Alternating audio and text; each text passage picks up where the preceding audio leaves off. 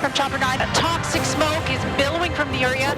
Residents warned to stay inside. I drove through the cloud of it. It definitely irritated my throat, my chest, and my lungs and stuff. A massive chemical fire triggers evacuations, shutting down the port of Metro Vancouver.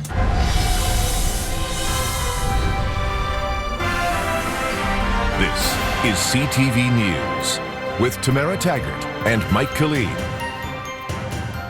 A large chemical fire at the Port of Vancouver has been sending heavy smoke across much of the city since just after 2 this afternoon. The situation has triggered evacuations and warnings for people downwind to go inside and close their windows.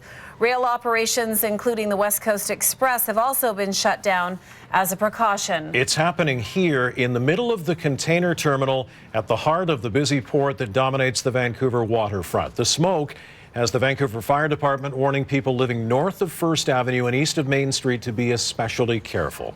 Good evening. We're covering this story in the air and from the ground. Let's begin with CTV's Penny Daflos live at the north end of Main Street tonight. Penny, this broke out at about 2 o'clock this afternoon. Are firefighters making any progress? Well, they certainly are, Mike. You can see there are 3 large jets of water right now, still targeting a single container that was buried deep amongst other containers. Investigators still aren't sure exactly what happened, but some sort of fire started, and a massive plume of gray smoke just started billowing from this area.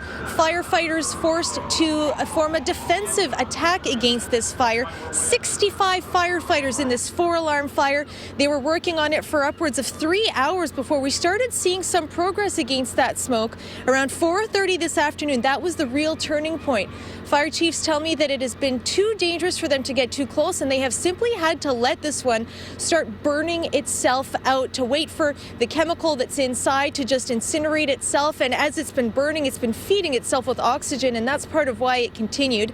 And not only that, they have had a challenge with water in this area. They had to bring in some pumper vessels to bring in water from the harbor to pump water onto this fire because there aren't a lot of fire hydrants in this area. Here's Chief Dan Wood with a little bit more information about the chemical that's inside. This particular chemical that's burning here today is a respiratory irritant. That being said, we want you to take all precautions to keep your windows closed. And if you have a respiratory condition, that you get yourself into a position where you won't be in the smoke itself. Investigators haven't been able to get in close enough to try to figure out why this started either. They're pretty sure that it wasn't dropped or jostled because it was buried amongst the other containers like that. They don't know, was this an issue of a leak? Did it originate inside or outside the container? These are all answers that they're trying to get to. Okay, I know you're staying on scene, Penny, so we'll check back in with you in a few minutes. Let's continue our coverage now with CTV's Scott Hurst. He's live on Powell Street tonight. Scott, what's the situation for residents downwind from the port fire? Mike, for residents downwind, they're being urged to be extremely cautious. We have been downwind of this for the last few hours, and at one point the smoke got so thick and the wind came directly at us that as we were gathering information, we had to put on these gas masks when it got the most intense. It's died down a lot since then. That chemical smell that was in the air has also dissipated, but residents downwind are still being urged to be extremely cautious. The shelter in place has been lifted. For a while, that was the area east of Main, west of Nanaimo, and north of First Ave. The shelter in place means to close all windows and doors. Now, we spoke to a lot of these residents who are leaving, and this is what they had to say.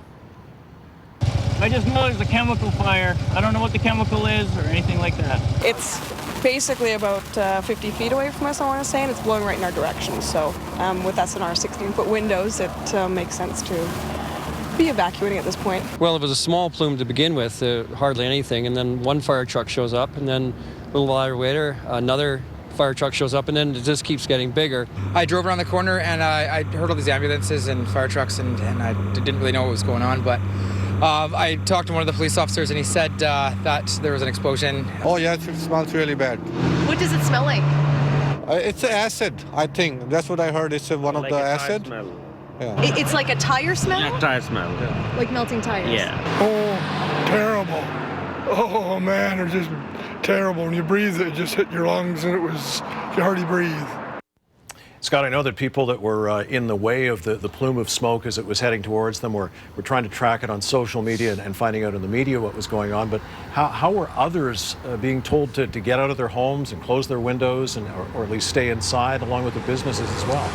Yeah, they were hearing directly from police officers who were patrolling the area. There, we saw a number of police officers in their vehicles, also on motorcycles. They had gas masks on at the time, and everyone that was on the street, they were going up to them, they were stopping them and saying, get out of here, go inside, or get out of the area. Well, a key question people are asking right across Vancouver and even into Burnaby and Coquitlam, what is the chemical that's burning in this fire? Mi-Jung Lee is live near the port, and Mi-Jung, this chemical has a long name. It does, and I've been trying to practice it all afternoon. Trichlorocyanuric acid, or TCC. And it's an industrial disinfectant. It's used to treat water. It's used in swimming pools. And the effects can be similar to if you're exposed to bleach. Now, I did speak to some workers who were here this afternoon, and early this afternoon, they first detected a smell that was similar to chlorine, and then that's when they detected the smoke coming out of one of the containers. So we spoke to the Chief Medical Health Officer, Dr. Patricia Daly, about some of the symptoms that can come from being exposed to this acid. It can irritate the respiratory tract, so people might start coughing, might experience some difficulty breathing. It can also irritate the eyes. As I mentioned, it might be like swimming in a chlorinated pool. So people who are within the plume of smoke from the fire might notice those effects. As Scott mentioned earlier, Michael, the wind playing a big factor when it comes to all that smoke. Yeah, it sure has been. The wind, for the most part, all afternoon long, Mike, was blowing out of the west-southwest. So that is pushing the smoke into East Vancouver, up toward Capitol Hill and in through Burnaby. This is what we're looking at with that cloud cover rolling in, and that's actually obscuring a little bit of the remaining smoke. The temperature at 5 degrees, but the big story, the shift in the wind direction, now moving out of the north-northwest, just 6 kilometers per hour, so quite light. Now, over the next 2 hours, we will once again see a wind direction shift. Chopper 9 and our camera crews aren't the only ones capturing images of this fire. Witnesses are using social media to post pictures and video and to share information. Our Norma Reed is watching that part of the story from our breaking news center tonight. Norma, what are you seeing? Well, Mike, not just photos, also video like this one right here. We've heard it was taken by a worker at the port, and this obviously at the very early stages of this fire. You can see the smoke pouring from that container and just spreading. Our viewers out there also sent us a ton of photos. They're coming to us from all over the place, including as far away as West Vancouver and as close as people right next to that fire in the downtown east side. Now, something else we're seeing a lot on social media is police asking people not to call 911 for just information about this fire. They don't want those lines clogged up. There are several accounts that you can get useful information from. So here's who you need to be following tonight. At City of Vancouver, that's the official account of the city.